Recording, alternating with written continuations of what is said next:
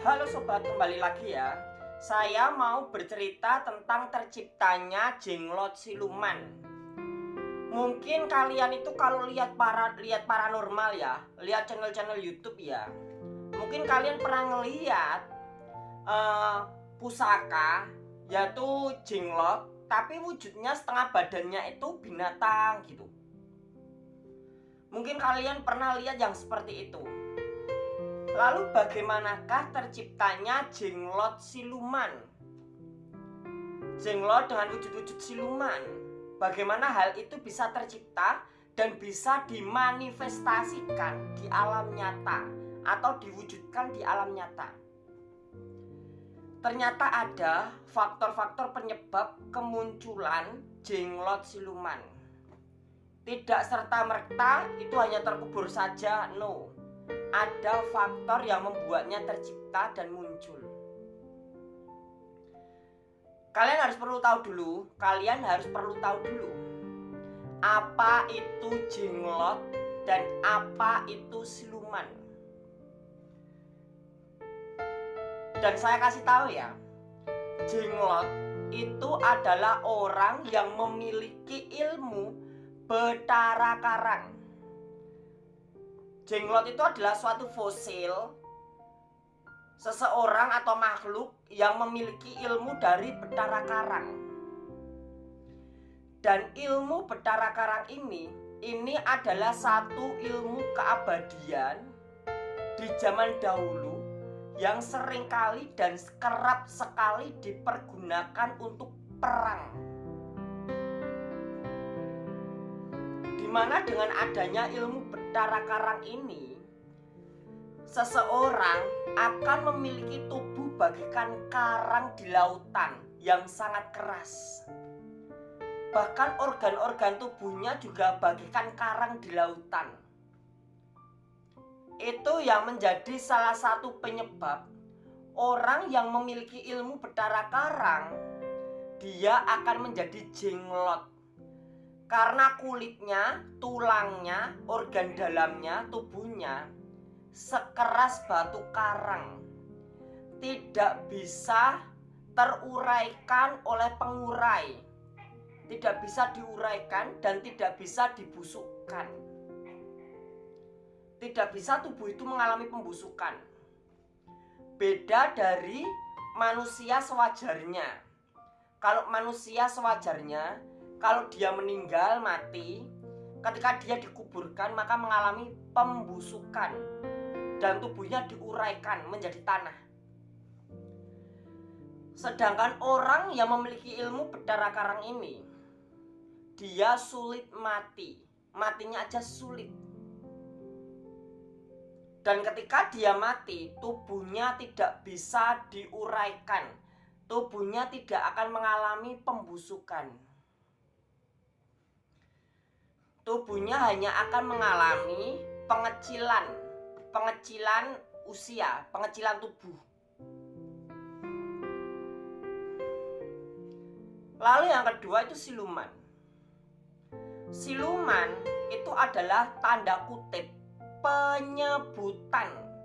Jadi siluman itu penyebutan untuk makhluk-makhluk gaib atau tak kasat mata yang memiliki perwujudan serupa dengan binatang. Contohnya siluman ular, manusia setengah ular, atasnya manusia bawahnya ular, itu siluman gitu. Siluman kerbau, tubuhnya manusia kepalanya kerbau, atau tubuhnya kerbau kepalanya manusia. Itu semua siluman. Makhluk-makhluk yang wujudnya hampir serupa dengan binatang itu siluman.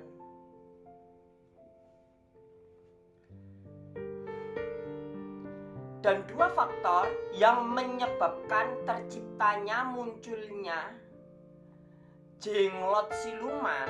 Yang pertama, adanya orang yang mempelajari ilmu. Ada orang yang mempelajari ilmu betara karang. Ilmu betara karang dan sekaligus orang itu mempelajari ilmu binatang. Contohnya Prabu Siliwangi. Prabu Siliwangi seorang raja yang mana dia memiliki ilmu malih rupa jadi singa. Malih maung atau malih macan. Entah macan putih atau macan hitam atau yang lainnya. Faktor pertama, adanya orang yang mempelajari ilmu Bathara Karang dan juga mempelajari ilmu binatang, termasuk malih rupa. Dan itu hanya bisa dilakukan orang-orang terdahulu. Kalau orang-orang sekarang mau melakukan hal seperti itu, mungkin tidak seperti orang-orang terdahulu.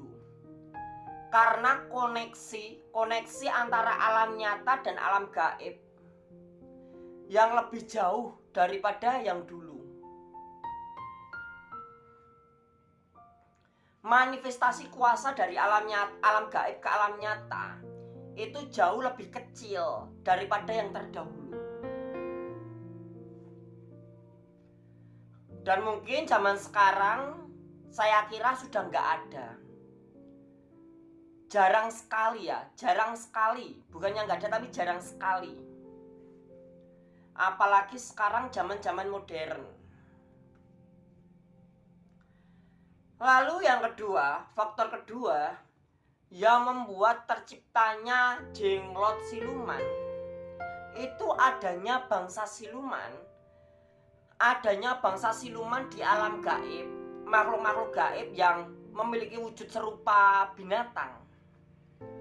Mereka juga memiliki ilmu Bathara Karang. Sudah mereka itu siluman, makhluk gaib yang wujudnya itu menyerupai binatang, tapi mereka mempelajari dan menguasai, memiliki ilmu Bathara Karang, sehingga mereka tidak bisa mati. Tapi mereka bisa memfosil. Wujud mereka bisa difosilkan, bisa memfosil. Tapi mayoritas yang membuat terciptanya jenglot siluman itu adalah orang yang mempelajari ilmu.